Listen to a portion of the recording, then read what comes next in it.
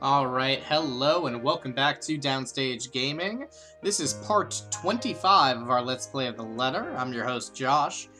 So, when we last left off, we had finished things with our pal Marianne, and things got pretty wild at the end there. So we had sort of our confrontation with the mirror that we had seen before, where we had seen Lorraine. And Marianne basically confronted it and decided, hey, it's time to move on. I'm not gonna, dwell on this. It seemed like the spirit that is haunting the mansion wanted to, take her away or lead her into some sort of trap or something in the mirror. And we had Marianne say, no, that's not gonna happen. She breaks the mirror, which makes it seem like the spirit is done, but then, no, just kidding, spirit is back. We end up falling into what is some kind of, dungeon or something, where we then end up locked away by the spirits.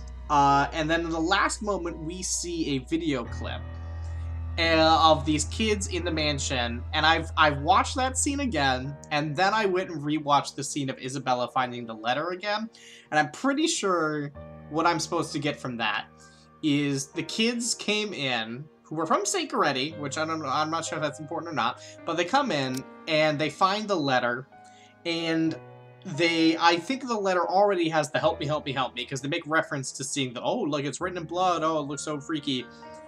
And then they add in the, this is what I think. I think they add in the, send this to 5 people, or whatever, which makes total sense. And if you actually look at the writing, and I'm not sure if I'm just seeing this now because I'm thinking about it, but if you look at the writing, it actually looks more faded on the help me's, and it looks like a slightly different writing style than the ending bit. It also makes total sense and really makes me feel better about how hilarious I thought that initial bit was when I saw that, because it just doesn't make sense. And also, I was trying to find a way to fit it into Isabella showing the letter to our characters, but we have 7 characters here, and that talks about showing it to 5 other people. Also, we showed it to Rose, so I don't know if Rose counts. Anywho, that's my theory on the letter. We are now moving on to our 5th chapter with Rebecca, who I'm very excited about because we have seen so little of her in my playthrough here so far. So, oh, atheist raised Kirk. I don't know what that is. Although of Scottish descent, she grew up in Luxembourg and even went to school in St. Coretti. Her parents were professors of European history and Southeast Asian history at Luxembourg University. They were often busy, and that forced Rebecca to be independent early on. We know that Hannah knows their parents or learned from them, got tutored by them. Surrounded by books and instilled with a love for learning, she was a star pupil and was often called a teacher's pet for it. Her passion for academics, leading to a career in the industry, was to be expected of her. She came out of her shell in the high school years and started becoming the Spitfire she is now. Before then, Ashton was her only friend, though she found him aggravating at first. Makes sense. Independent and used to taking care of others, it was no surprise when she helped out the young foreigner who moves in next door. Aww. Alright, let's get into it then. This is how it begins, or so they say. With a gentle wind drifting through wide-open windows, muffled laughter and footsteps fading behind empty hallways, and the light kiss of the afternoon sun. Soon there will be a call, a crossing of thresholds into the unknown. Maybe we are off to some grand adventure, or diving into another gripping mystery. One can't really tell. For all I know, a hero might even come and sweep me off my feet if I'm lucky. That's not exactly a bad thing when you think about it. Talking about the hero's journey? What is this? This is far from one, isn't it? A riveting tale, that is. The mild breeze, okay, what is this? October 21st, Friday. Is that the start? Let's go to our timeline. Okay. Yes, so this is actually when we started off with Isabella. So this might actually be that same very first scene we saw. The mild breeze, the faint murmurs, the warm rays painting every nook and cranny a fiery hue, they are all as real as they can get. As much as I want to write a little tale out of this, I'm far from someone who can. Fleeting fancies, that's what these are. Merely passing thoughts to occupy an idle mind while waiting for another busy workday to end. Then again, maybe in another life I am one? Who knows? But at present, what I have and what I've chosen to be, Well, I won't last years here if I find teaching rowdy adolescents a tedious job, will I? yeah, I mean, you generally want to like teaching if you want to stick with it. Admittedly, the whole affair isn't exactly as grand or exciting as I had imagined as a child. If I weren't so stubborn and too passionate about the whole idea, I probably would have quit a long time ago. Fun fact, most teachers quit within the first 3 years. But it's always the kids that make it worthwhile, isn't it? As if in agreement, as soon as my pen slides into a neat circle against the paper as I'm grading, the final bell rings. Like a dam that is opened, the students began piling out into hallways soon after. For a short minute, I let the noise fill my ears, let my mind wander to a place far removed from all the hubbub.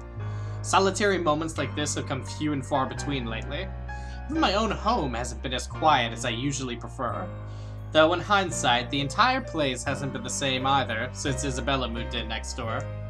And if her fussing over a minor cold last week tells anything, I might as well throw any idea of solitude out the nearest balcony so long as she lives nearby. I'm sorry that she cares, Becca. At the memory, my eyes automatically shift over the bottle sitting at the edge of my desk. The Dayquil. There it is. A chuckle escapes from me as I reach for A it. little ball of energy and enthusiasm. That big baby. Mother hen, she calls me, and then says and does the same thing right after. It is true. She's pretty hypocritical. It's not that I'm unused to being on the receiving end of other people's worries, or I feel any sort of apprehension over her fretting. If I'm to be completely honest, it's actually amusing how someone can be childlike one minute, then act like a responsible adult the next. But there's a dissonance there, both in her actions and words. Although she may not look like it, may not say anything, may not lose her cheer, one way or another, I know these troubles have weighed down on her lately. Her face says it all, that big numpty. What a numpty that Isabella is. If she thinks I won't notice, she's got another thing coming for her. That's how she's always been. I do understand that part, loud and clear. It's just that I'd really rather not pass another burden onto her. Or become one myself. Aren't I supposed to be the one taking care of them? Though, I guess that's simply one of those things that people eventually grow away from, once you've all started leading different lives. It's okay in a friend group for everyone to take care of each other, Becca. That's what a good friend group does. Not completely different, I hope. Somehow, that thought makes me feel uneasy. Thankfully, before strangers' ideas can take root in my head, a faint buzzing comes from my bag, cutting through the rest of my thoughts. A small frown forms on my lips when the screen lights up and an unknown number flashes. For a long second, my thumb hovers over the answer button. Even the voice that responds once I do accept the call is wholly unfamiliar. Hello? Ah, goodness. Finally, it connects. I don't think I recognize this voice. Hello? Is this Miss Gales? Rebecca Gales? Yes, speaking. Who is this? Oh, sorry. Rose Cooper. Briar Oh. Realty Corporation. What? Oh, right, because Isabella has had an accident. Briar Realty? My frown deepens as I straighten from my chair. Something in her tone, despite sounding remarkably friendly and light, doesn't sit quite well with me. The rigid pause that follows doesn't help ease the tension that has suddenly descended either. Miss Cooper? Yes. Things are a bit busy on my end. I apologize. I'm not certain if Isabella has mentioned anything before, but we're working together on a property at the moment, And she's gone completely mental. The Armengard Mansion, yes. She said something about that earlier. Is there a problem? This is about Isabella, actually. She wastes no time relaying everything. The details she provided are admittedly a bit vague, but enough for me to get a gist of what happened. It isn't the bad sort I'm expecting, though still worrying. Especially with words panic attack and pale looking a bit sickly woven together in one foreboding sentence. But as quickly as it surfaces, I stomp down on the urge to demand answers right there and then. Now isn't the proper time for useless questions. I'll find out soon enough regardless. To Miss Cooper's credit, she neither hesitates nor falters all throughout. There's some sort of comfort knowing Isabella has someone like her to guide her, though it will only be for like 5 more days. After all, this is Isabella we're talking about. Not even 5 days. It's like 3 or 4 days.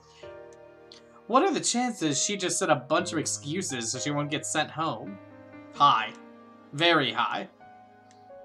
So she is so going to hear it this time. You were listed as one of her emergency contacts, so I thought it'd be best suggest you know about this. How is she? Is she doing okay? I had her take a break for now, but honestly, I'd feel better if someone were to pick her up and take her home for some rest. Honestly, Rose is a very good coworker. Like, like she's not only going out of her way to do all this, but then also is going to have to, like, if she gets what she wants, she's gonna have to do all the work on her own. Anthem's a fair distance from Luxborn. I really don't want her going off on her own. I'd do it myself, but oh, you know how it is today. Big day. People everywhere until the open house ends. A lot of rich weirdos. I'm really sorry to ask this of you, Miss Gales. I know you're busy. Oh, no, it's all good. I was just about to leave from work. I hope to leave early today anyway. A few minutes ahead wouldn't hurt. I can be there in a few, 30, 40 minutes tops. Is that all right? More than fine, Miss Gales, thank you. We're supposed to be here until... Oh, excuse me. One moment, please. Yes, ma'am. The faint hum of conversation echoes from her end. It sounds as though the place is buzzing with more people than you'll expect from a regular open house. I was skeptical at first. The house is old, not to mention its inconvenient location in Luxborn's outskirts. Who wants to live in a place almost an hour's drive away from the comforts of a city? I don't. But from what little I can hear, it appears Isabella has every right to be optimistic about this sale. If I didn't understand why she was so adamant refusing my offer of help before, I think I do now. To some degree. We'll be resuming the tour soon. Yes, thank you. Sorry about that. I really need to get this thing going. Then please, Lord continue. knows how I'll salvage the situation here. It shouldn't be anything complicated, but still, clients. It can be difficult when they want to be. This is surprisingly unprofessional for you, Rose, given that you're talking to a complete stranger here. Anyway, just look for me when you get here, alright? I shouldn't be too hard to miss. I'm the one with, like, the green hair. No problem. Thanks for letting me know about this. Just make sure Isabella stays put, please. Heaven knows how stubborn that girl can be. Oh, believe me, I know. Don't worry about it.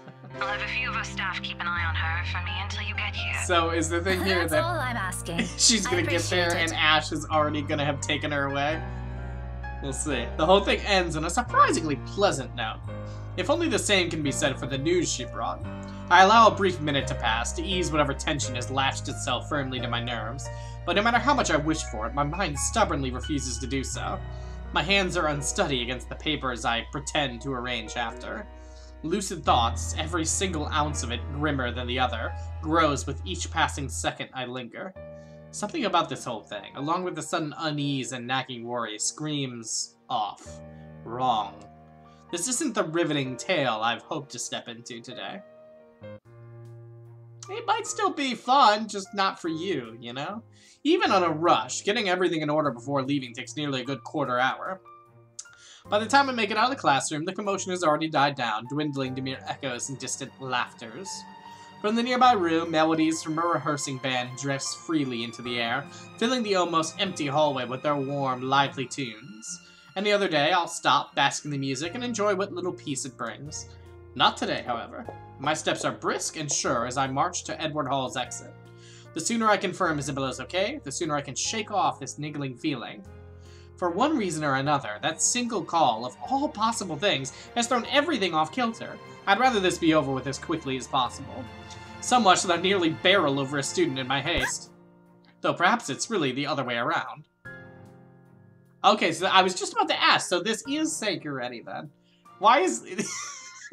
So I know it's like a story thing, but I wonder if there's significance to the fact that, like, everyone went to St. Coretti or has a connection to St. Coretti. When I look down, a set of eyes, bright and hopeful, stare back at me.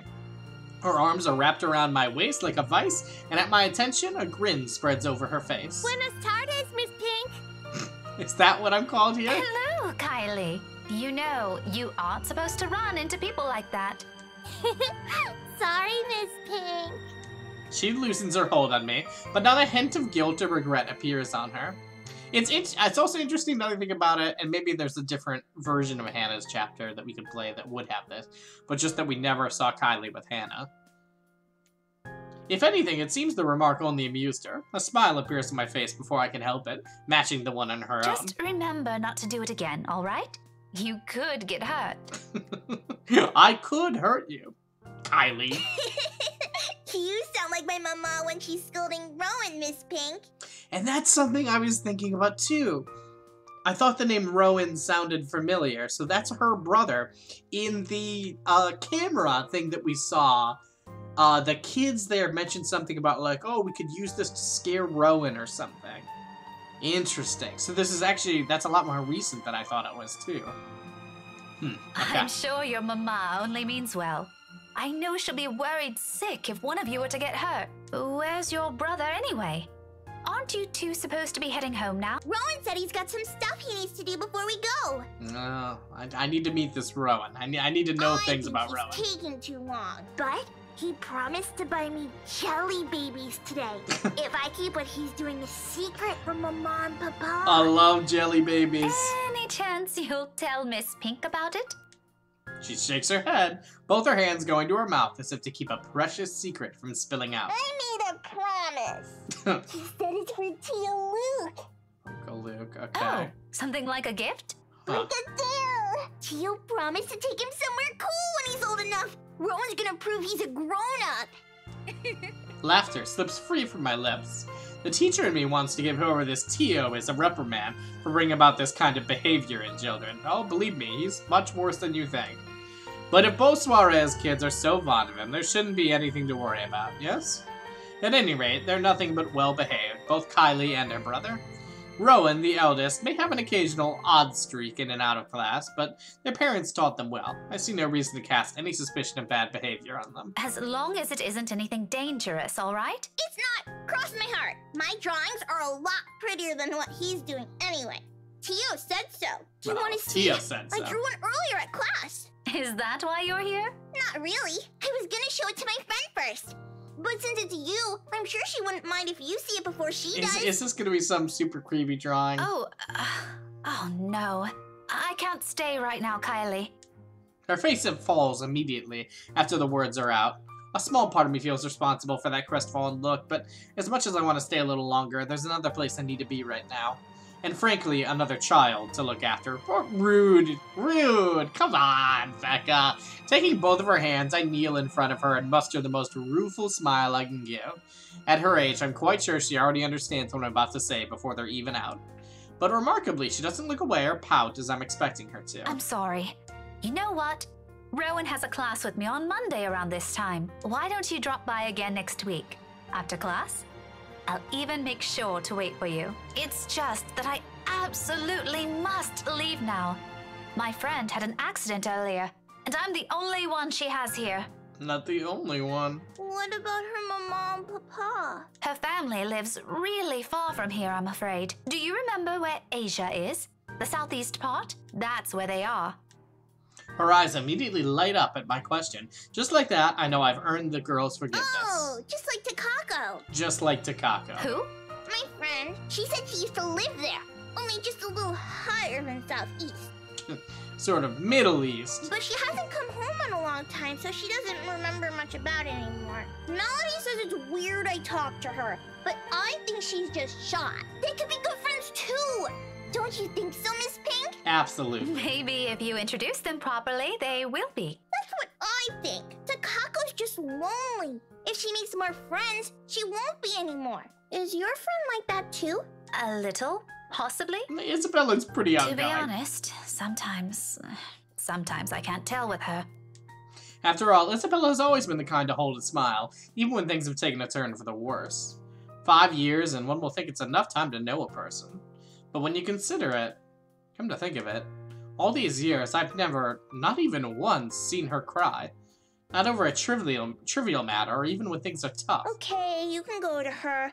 I'll just show you my drawing next time. Thank you. Remind me to buy you a huge glass of parfait, all right? Wow. No, I'll get a stomachache. Takako says so. You don't need to listen to that Takako anymore. A small one is okay. I'll remember that. Say hi to your friend for me. I will. I'm sure she'd love to meet you too. See you, Miss Pink. See you, I'll Kylie. see you later, Kylie. London Bridge is Oh, we're doing the jam again. Let's listen to it while we get our picture. Falling down, my fair lady. Aw. Oh, there's a lot of things going on today, huh? Okay. She doesn't look back or wait for any sort of goodbye from me. She just starts singing London Bridge is Falling Down. With a song and an extra spring in her step, she bounds across the corridor with as much spirit as only a child her age can give. As if the conversation has never taken any downhill turn for her at all. As if there isn't a single thing to worry about in the world. Not long after, she disappears behind a door, leaving behind strains of an old, familiar rhyme lingering in the air. Carefree. Unbidden. Untroubled moments like this, I envy her. And as I resume my hurried pace, a tiny whisper at the back of my mind wishes the same can be said of myself and my own worries. Yeah, I'm curious to see what your worries are, Becca, because right now all I really know for sure is you like Ash. So I'm curious to see what else is here. Luxbourne may be a small city, but it's no stranger to hellish rush hour traffic. But surprisingly, getting out of the city today proves more of a breeze than a hassle. A relief considering how none of my calls to Isabella have made it through. Either the reception's really bad over there, or she's ignoring them on purpose. Both does nothing to ease the disquiet in me. The rest of my tribe passes, without much incident, as soon as I'm out of the busy streets. In less than 30 minutes, the mansion looms ahead of me. For all the fuss Isabella made about the house, it remains a thing of beauty. Unlike Luxbourne, the estates in the nearby Ansem village stand as its complete opposite. Living and breathing the songs of the old, whispers of a once booming haven lingering in the air.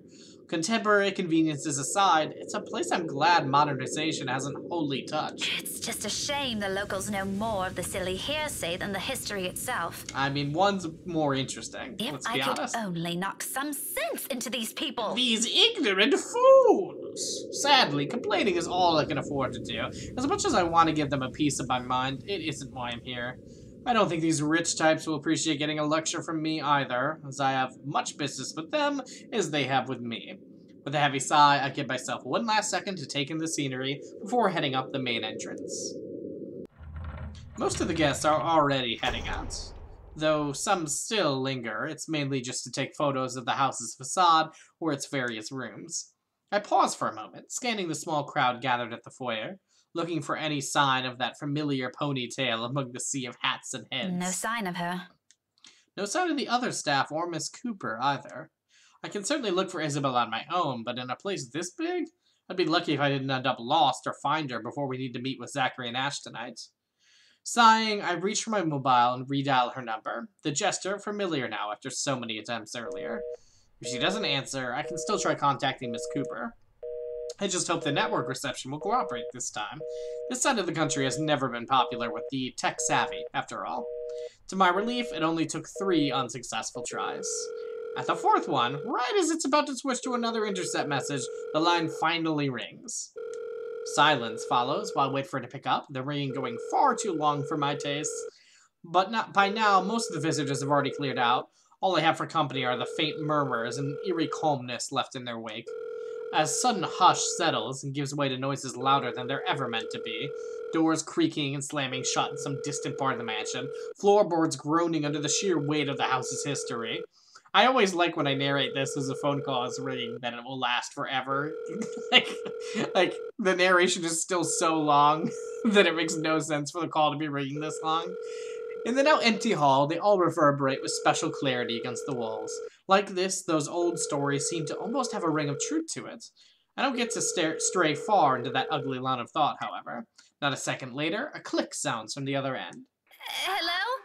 Isabella? Miss Cooper called earlier and... So, does this spirit have some sort of, phone hacking capabilities? Given what happened with Isabella and Rose? Isabella? Belle? Are you alright? Without any warning, the call gets cut off. Busy notes blare sharply against the heavy silence. But above the noise cutting through the mute air remains the faint cries of a woman from beyond the foyer. My hand falls to my side as I cast a wary look around, waiting for someone to come running. Surely I can't be the only one hearing this. There must still be some staff hanging around checking things out, but no one does. Not even when her sobs turn more frantic and anguished. Excuse me? Hello? Who's there? Isabella? Isabella? Is that you? I don't think it is. No answer. Growing anxious, I amble over where her cries come from, each step slow and cautious, towards a door on the other end of the room. While I'm far from someone who readily gives in to fear or stories lacking factual basis, the vague, restless feeling I have earlier immediately returns to me. And despite myself, my heart begins to race and my breathing quickens. Belle? Belle, it's me. Miss Cooper called. Is everything okay? Abruptly, all of it stops. My whole body tenses, mouth dragging in a ragged breath, ears straining for any other sound yet to come from the other side. But nothing follows. Instead, the quiet only lends itself to the heavy tension in the air, as if every small movement will disturb the fragile stillness hanging in the room. I wait for another second. Then, with a caution, I reach for the knob. My fingers barely graze the brass handle when a hand falls on my shoulder. Excuse me. Hi, Rose. I am so sorry. I didn't mean to startle you. No, it's... That's just, cool. Still reeling, my gaze shifts back to the door, as if any second now the cries will start again, or whoever's inside will burst out of the room. This is this is such a bad day for Rose. Like, now she gets, like, the friend to come here, and the friend is also like, what? There's something freaky going on here? But I don't get to dwell on these. The woman's worried voice breaks through the haze in my mind again, oddly soothing in the thick of my unease. Even if the concerned look comes from a total stranger, finally being in the company of someone else is somehow comforting. Ma'am? Are you okay? Not at all. Oh, no, I'm fine. This is probably just some cold. I'm on some pretty strong Dayquil right now, and, like, I think Do I'm you probably need to seeing sit down? things. No need. I'm actually looking for a friend. I wave the mobile in front of her, like the gesture alone explains everything. Vaguely, I note my tight grip on it, and quickly slip it in my pocket before she notices. She doesn't need to know. Well, I'm not really sure if your friend would still be here. We're actually about to close the open house in a few How minutes, have ma'am. you not connected the dots here, Rose? No worries. She's not a guest here. She works for Briar Realty. Miss Cooper called me earlier. In fact, I'm also looking for her. Well, you found her. Recognition flashes in her eyes, and her worried expression dissolves into a smile at once. It's all I need to know that I don't have to look elsewhere or venture deeper into the mansion on my own. In some way, I'm not too keen on the latter right now. Oh, Miss Rebecca Gales, is it? Yes. Sorry if I'm a bit late. It's not a problem. I was busy with the open house and a few clients anyway. It's actually a good thing you came when you did. Let's see. Isabella should be here somewhere. I told her to stay put earlier. That girl never listens. Rose? Rosie, may I have a minute? There's just this one little thing before we go. Miss Cooper's head immediately snaps up at the voice. In a blink, a different kind of smile spreads on her face. A fake one. A smile still, friendly even, but the kind given mainly for the sake of pleasing other people rather than making friends. Yes, ma'am. I'll be there in a few. It's an impressive thing, to say the least. This level of fakeness. I suppose working years in this kind of business trains you enough to be able to pull that off without batting an eye. It certainly didn't seem to have rubbed off on Isabella, though. Sorry, could you give me a second? I have to take care of this. Don't worry about it. I understand. I can wait a few more minutes. Oh, but you should go with them and talk with your good friend Hannah. Clients, right? Clients, am I right? You won't hear anything from me. Priorities, you know? But if you want, you can stay at the parlor in the meantime. I think we have a few refreshments left. Oh, I'd really rather not be No, here. thank you. I'm going out with a few friends after this. Isabella's supposed to join us too. But that depends on how she's doing, of course. All right, this won't be long, I promise. She throws me an apologetic look before sauntering over to the small group gathered at the entrance. A couple, or siblings, and another woman, probably their secretary. It's interesting that, like, because Isabella had the same thought at first for these two, of them being siblings. I mean, they don't really look that much like each other. Either way, they look no different from the other guests. All three of them primly dressed, albeit in a manner significantly simpler than the others. No frills, no extravagance of any form. But their gestures and movements alone speak volumes of their ingrained lifestyle. In their presence, I do what I can to appear inconspicuous on my side of the foyer. Maybe accepting Miss Cooper's offer would have been a much better choice than standing around awkwardly and gaping at them. But then I wouldn't be able to have this time of noticing these characters, and that wouldn't do.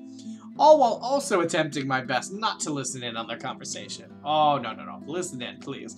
Although that one proves more difficult with how enthusiastic the blonde woman is. Her voice easily echoes through the walls with only the 5 of us here. Pretty soon, I find myself being drawn into their talk without meaning to. Tomorrow? First thing in the morning? First thing in the morning, ma'am. The mundane talk isn't what catches my attention, however. Very well. We'll have our lawyers prepare everything as soon as possible. Let's make this whole thing easier for everyone, shall we? Just let me know if there's anything you need from me. You know how to contact me, yes? Got your mobile number saved here already. You got my quick 5, you know? Good. It's just a matter Fast of time, 5? then. Whatever that thing was called. It's a brief moment. A fleeting shift of my One eye. day for us, Marianne. As long as you're positive, we won't be having any problems by that time. You can count on my team. You worry too much. Let me handle those things. Do be thrilled, though. I imagine it's not every day you get projects like this, And the instant I turn my gaze on him, I see it. Oh, I'm certain Mint's ecstatic, Buttercup. It's the evil aura again that he has around him. Aren't you, Marianne? You know, we could all celebrate this with a few drinks. Why don't we? In fact, there's this really excellent Irish pub I visited a few you're days such ago. a dick. Looming. Hovering over his shoulders. Drawn to him like a moth to a flame. A dark blur. No. A shadow. I think I'll pass on that, sir. I have more important matters to attend to. Yeah. Get him, Marianne. Love, she's busy. You never let me do anything fun. This is a fun little audio effect that got going here. Blonde bloke! But as I try to make sense of it, a heavy feeling descends over my whole body. It happens without warning, forcing me to close my eyes. The sensation creeps to every part of me, crawling under my skin and draining me little by little of any strength. Before I know it, my hand is gripping the nearby door for support. The sudden nausea drowns out their voices and what little sound there is. All except for the whispers and laughters. Judging, mocking, taunting, muffled, inaudible words bearing down on me like a death sentence. They wrap around my neck and limbs, binds tightening with every syllable, every utterance. And with each draw of breath I take, they drag me down slowly, almost painfully, into a bottomless abyss. On, and on, and on, so the sound turn into mere distant echoes, until suddenly it shatters. Well, what are we waiting for? Are we done here? So, I mean, presumably then Luke is like being in some way possessed or something? I mean, the spirits here seem particularly interested in Hannah and Luke, to my mind. But we'll see. His voice rips through the fog like a sharp blade, and my eyes snap open. When I look up to them, it's gone. You can head back to the car first if you want, Luke. I hope that settles everything, Rose. I don't know what Isabel's problem is, but please make sure she doesn't hurt herself. I don't know what that stupid girl's problem is, but try not to let her get killed, will you? Anyway, we're looking forward to seeing you tomorrow. Likewise, ma'am. No shadows or dark clouds. Only amicable smiles and cordial handshakes, the usual pleasantries, as Miss Cooper leads them out of the mansion like a graceful host. None of the group seems to have noticed it. And even as I force my breathing to calm down, keep my eyes trained on their backs and wait for something to happen, it doesn't come back. She returns a moment later. Gently, she closes the great doors behind her, but there's a smile on her lips and an extra skip in her step when she walks back to me. 'Cause I'm making the money! Whatever she was discussing with the group had put her in a good mood.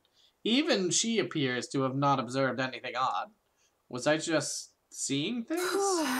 Glad that was over. It's been a long day. I thought for sure we were going to... hey, are you sure you're doing okay? You look a bit green. It's all good. I'm actually still recovering from a cold. And really, between the two of us, I think you really look a bit more green than I do. Weather's been crazy lately. That must be it. The weather, the stupid cold, the friendly warnings, the Dayquil I'm too stubborn to listen to. As much as I hate to admit it, Isabella's right.